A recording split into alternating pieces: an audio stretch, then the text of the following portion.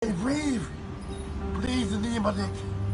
As the nation pours with outrage and calls for change after the death of George Floyd, I can't breathe! I can't breathe! athletes are using their platform for change. Support black businesses, gotta fight evil. We love ourselves, we don't hate white people. In a first-of-its-kind town hall, local African-American athletes share their story and how race has long played a role in sports culture. There is no option. We have to go the right direction. If we don't go the right direction, it's only going to get worse. Race and Justice, Oregon Athletes Speak Out, a KOIN 6 Town Hall special presentation. Welcome to our Race and Justice Town Hall, Oregon Athletes Speak Out, here on KOIN 6. I'm Ken Body alongside our digital sports reporter and former Oregon State running back Marcus Greaves. And for the next hour, we will dive into the most pressing social issues in America with some of the most recognized athletes in Oregon. Tonight, we are joined by our live panel athletes, along with several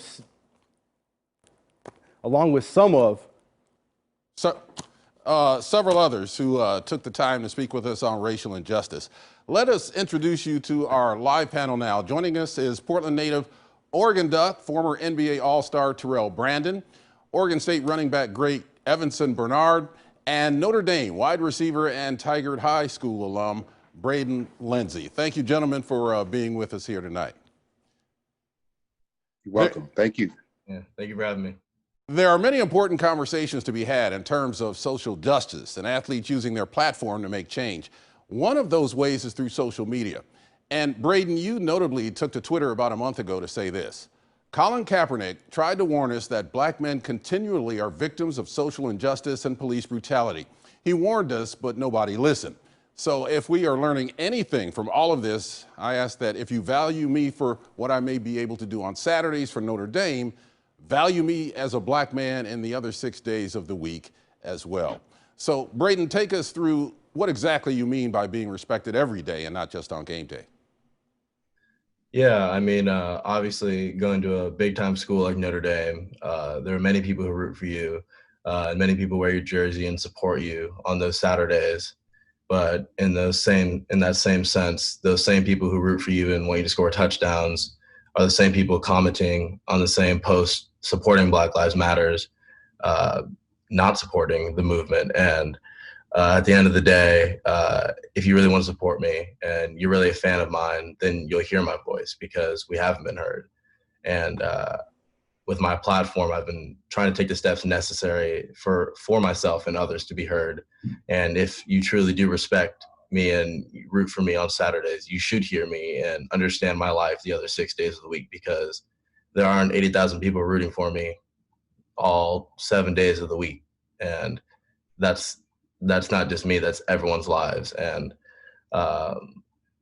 being an athlete, I'm able to see that complete difference and see both sides, where there are times when you're praised and then there's times where you're just another black kid walking in the street. Mm-hmm. And that's just where we live in. And Braden, did you face any backlash when you put that out on Twitter? I mean, were there people coming at you? I mean, just talk about that. What was that experience like after you tweeted that out?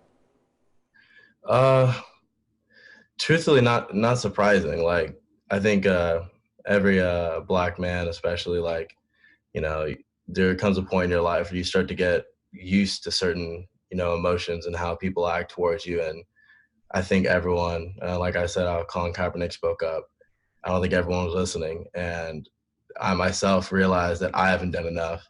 And that's kind of why I spoke. I mean, there's much backlash. I mean, you look at any of the comments on Facebook or Instagram of my post, Notre Dame's post, and it's, stick to football. Why are you speaking up? And it's like, yeah, like, I play football and, I'm respected in the football field, but what makes my voice and your voice so different? Just because I'm an athlete doesn't mean my voice should not be heard. And because I'm an athlete, my voice can be heard by a lot more people. And, that's why I'm here today.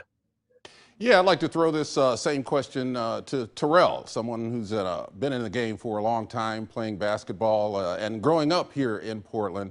How did you feel in terms of your identity as a black man and also being a star athlete? How did you bring those two together?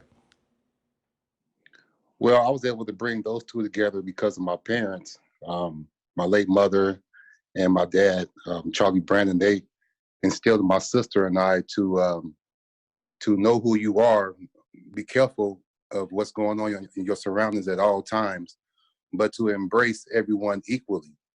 And I think what happened is with me with sports and business has been a combination of, we who play basketball really don't put too much emphasis on the color or the creed or the sexual discrimination that individuals go through.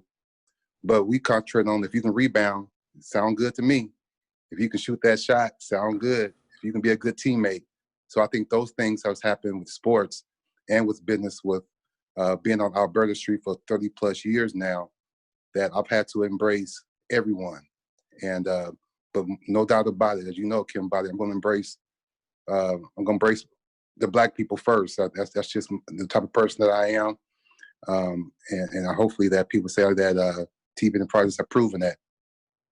And Evanson, what about you, my man? I mean, being the great football player you were and things like that, how do you look at this topic? How do you look at the fact of what Braden said on Twitter, maybe the backlash he got, or really, I guess, anything that you can kind of take away from what he said? Was that for me? That was for Evanson, but Okay. You're muted. okay, he's muted. We can't hear you, Evanson. So Can you hear me now? Yeah, we're good. all right. Yeah, so anyhow, what Braden said was really important. I really love what he said. Just because during my time at Oregon State, we didn't really have social media. I think like Facebook was my junior year, so you really couldn't voice your opinion. And when you got to Oregon State when I got to Oregon State, I kind of kept quiet, and all I knew, I was there to play football and go to school, and that was it. So Braden to step up and actually be a voice and actually, rise up to the occasion, because a lot of athletes, especially college athletes, they don't want to say something wrong, right, and lose their position or have some sort of consequence down the road. But I think right now we're at a point where you can open up and speak your heart and tell people how you truly feel. So I think it's an awesome deal, man. I think student athletes definitely have a tool that I didn't have when I was there. So Braden, hey man, congratulations for doing that. And hopefully we can continue to do that and teach these student athletes that they have a voice. Don't be scared to speak up. Yeah, Evanson, you must have had those feelings, though. It sounded like you were, you were there just to play football and to do your thing. But, especially in Corvallis, I mean, you had to have had some feelings about how you were treated when you were off the field. Absolutely. Corvallis is a small bubble. Everyone knows who you are. You kind of like a fish in a bowl. But once you kind of got outside, out of Corvallis, you kind of felt that pressure when you were driving. A cop would kind of drive behind you for a little bit longer than usual. People would be like, hey man, where'd you get that car? Because I drove a pretty nice car, and people were like, did the donors get you that car? So yeah, you definitely felt that. I'm from South Florida, so it's a huge melting pot that, I really didn't experience those things until, I got to Corvallis, where I thought Portland was Corvallis. I was like, oh, this is a great spot. And I went another hour and a half, and I didn't see anybody like me outside of the locker room. So it was an adjustment, but at the end of the day, you just had to adjust. You kind of knew, you had teammates talking about, hey man, you gotta be careful. I remember like our first day there, we had the city cops come in and kind of tell us about these issues that we would face. And that was crazy. I was like, wow, my first day, and they're telling us what to be aware of in Corvallis. That was shocking. So I knew it was going to be a ride. Thanks for sharing that. And we'll get back to some of this topic a little later in the show when we talk about how you can use your platform to advance change. Well, another Oregonian who has had a successful football career, Central Catholic alum Brennan Scarlett. Scarlett is now a linebacker with the Houston Texans. And Marcus, you had a chance to talk to him one-on-one. I did. I mean, we talked about just what it was like being, a black man playing high school football in Oregon.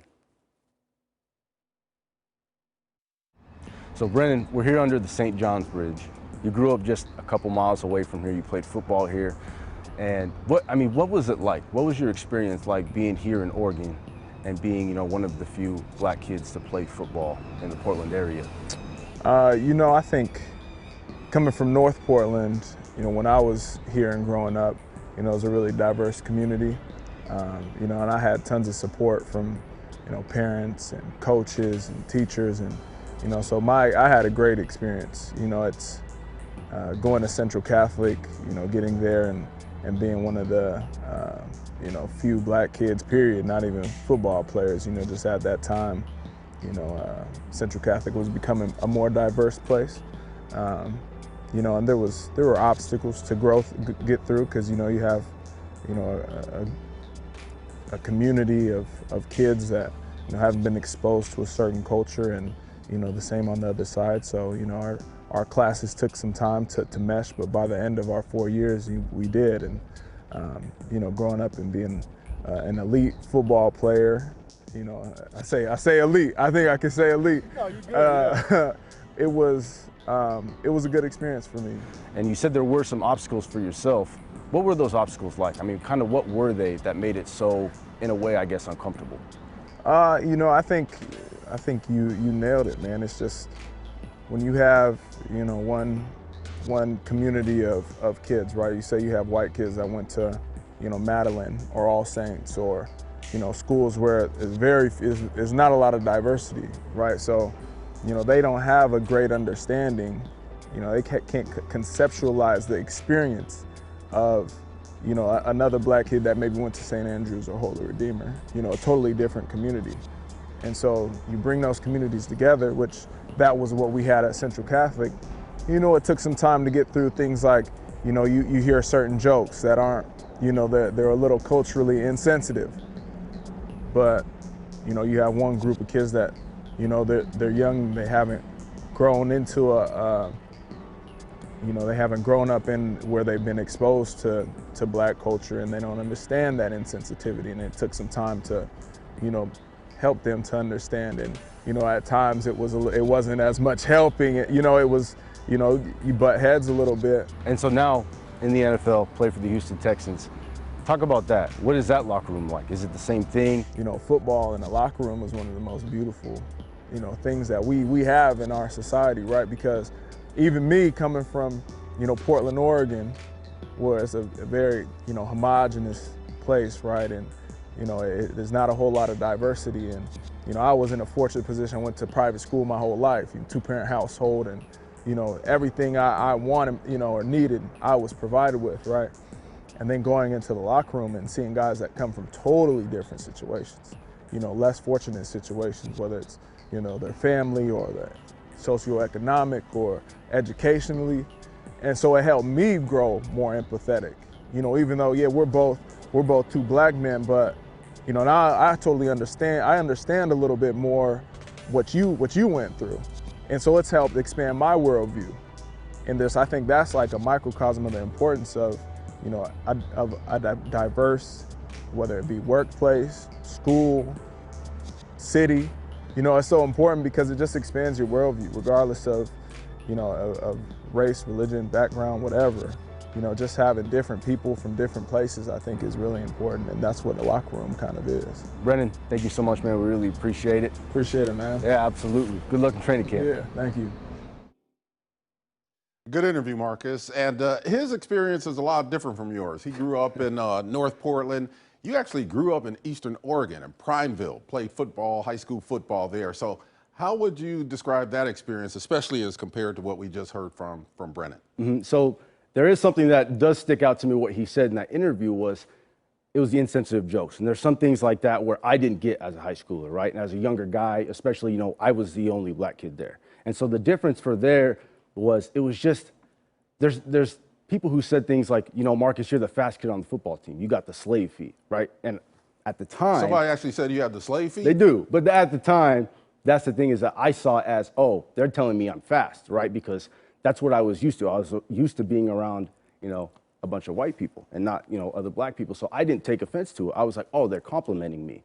And then that dug me into this, not a hole, but essentially a hole of, I felt like the only way to get respect was through football, because they're telling me I was a fast guy. I was a talented athlete. I was the guy who needed to be that all-time great player. And so I saw it like that, and that put me in a mode where I felt like the only way I could get respect from a lot of people was through football, which is why, you know, you talk so much to so many kids who are young and especially, you know, African-American kids, and they see football as their outlet. Football is their way to get out. Football is their way to earn that respect, kind of have a purpose.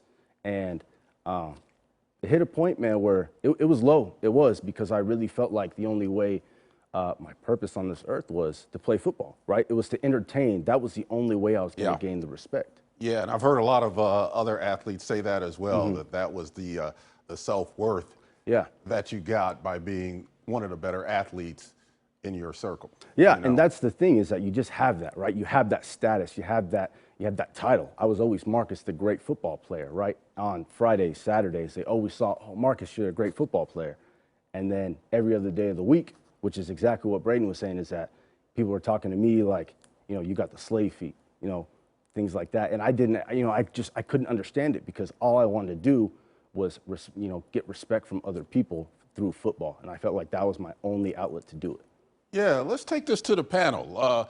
Braden, Terrell, you each grew up here in Evanston. You lived here for more than 15 years. Your kids are growing up here. All have roots in Oregon. So let's start with Terrell. Let's direct this at you. What was your high school experience like as a young black man in Portland, in Northeast Portland?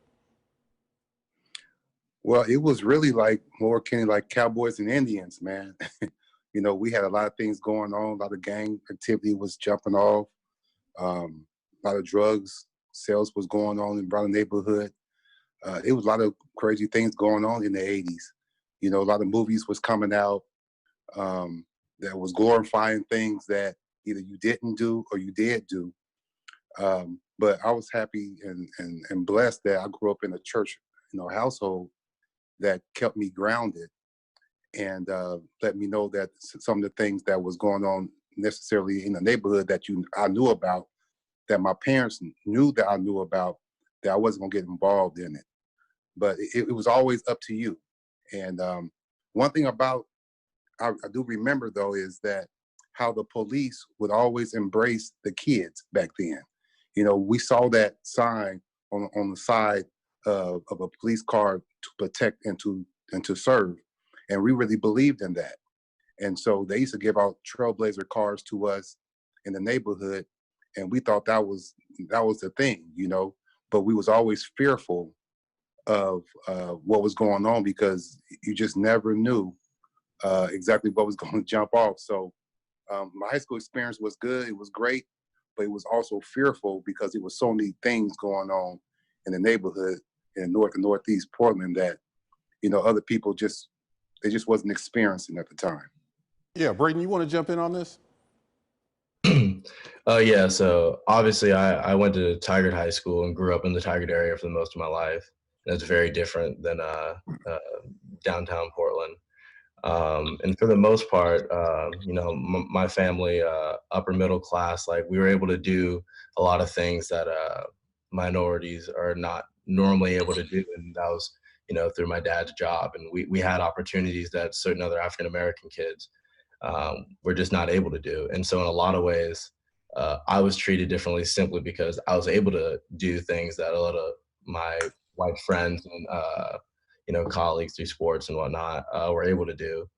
And it wasn't really until I was old enough, probably around when I started driving, that I really realized kind of the small differences that you don't really pick up on when you're kind of a child. And a simple thing was that kind of going back to the police, when I was starting to drive, you know, everyone, like, they go through like normal classes, like their parents drive them around preparing them for driver's test. I remember my dad was very hard on, you know, how to react when you were pulled over by a cop. And I remember talking to my friends like, oh yeah, like, you know, just complaining about normal things of preparing for a driver's test with your parents and how it's frustrating. And we couldn't even see eye to eye because they were worried about like parallel parking and I was worried about what's going to happen when I get pulled over. And, you know, that's things that certain people just could never understand. And in my mind, that's been embedded in me. I mean, I know exactly what to do, exactly how to act. And even that sometimes, as we've seen, is not enough. And funny enough, and it's probably why I'm wearing a hat now, I was driving in the neighborhood and my father told me There's a cop that like drives around. He's pulled me over multiple times over the years. Like, this is a guy I need to be aware of when you're driving late. Within the first 6 months of me driving, I probably got pulled over 4 times, simply just asking, oh, like, how'd you get the car? Where'd you work? Mind you, like, it's the same cop. And, right. You know, as I got like a little bit older, I was like, how do I like change this? So I started wearing a hat or a beanie anytime I was driving, and it became like so custom that now I'm always wearing a hat. And, you know, now it's out of like fashion choice, but like the whole origin was, if I can have a hat on, it kind of hides like who I am, and like that made me feel safer. Yeah, but, like that, all of us have had those kind of experiences. I'm sure every single one of us who are up here has had experiences about being pulled over by police. I know I have, even relatively recently, and we all get the talk, you know, from our parents about how to act when you get pulled over. Not if you get pulled over, but when absolutely you get pulled over. So it's something that all of us have to deal with, whether it's in athletics or any other field of endeavor. Now, imagine the potential culture shock if you're not from Oregon or this country and move here to play collegiate sports. Our AJ McCord joins us now. And AJ, you spoke with former Oregon basketball player Satu Savali. I did, and her perspective is one that's critical here. Satu explaining her experience as a biracial German woman playing college basketball in Oregon. You were an international student at Oregon. You are from Germany. So was your experience as a black woman in Eugene any different than what you experienced growing up or living in Germany? I would definitely say that I was more aware of what is happening when I came to college, just because I studied it. And the more I knew about it, the more I reflected upon my past, and I was like, wow, that was actually really messed up. So when you say that it was your past that was messed up, what are you referring to? Just like a lot of microaggressions, you know, people saying, oh, well, you don't really count as black because, you know, I'm a mixed person, I'm a mixed woman. And I like just small stuff like that. Those short comments that a lot of Germans made too, and that there was no conversation around that's not good. And like people need to really look back in the internet and just read by themselves what those microaggressions are. And as a black woman, how do you feel like your experience may be different than a black man? Black women are really on the top line of, you know, facing intersectionality and those issues that come along with it. I feel like we always have to justify for our emotions how we act as women. We have to, and you're still a black person, and I mean, you still face racism. When you say you want to see things be better, what would that look like to you? Well, to me personally, it would be that I'm not worried about my little brother wearing a hoodie when he goes to the supermarket, that I'm not worried that he's being stopped by the police, you know, and I fear less about that because I'm a woman, and I just have this fear for my brother and my father who is back home in Germany, you know, like it's the same thing. So to me, it would be just being able to live a normal life without that fear that something could happen because of the base of their looks. Satu also reiterated something our panel has already discussed, that athletes are not superhuman. The football players, thousands of fans pack Autzen and a lot of other stadiums to cheer on, are simply men when they take their jerseys off, and they need to be respected always. You can find my full interview with Satu on my social media and online at KOIN.com. Thank you, AJ. Great interview. Still to come on race and justice, Oregon athletes speak out. We in a pandemic. Thought getting out I'd be more joy.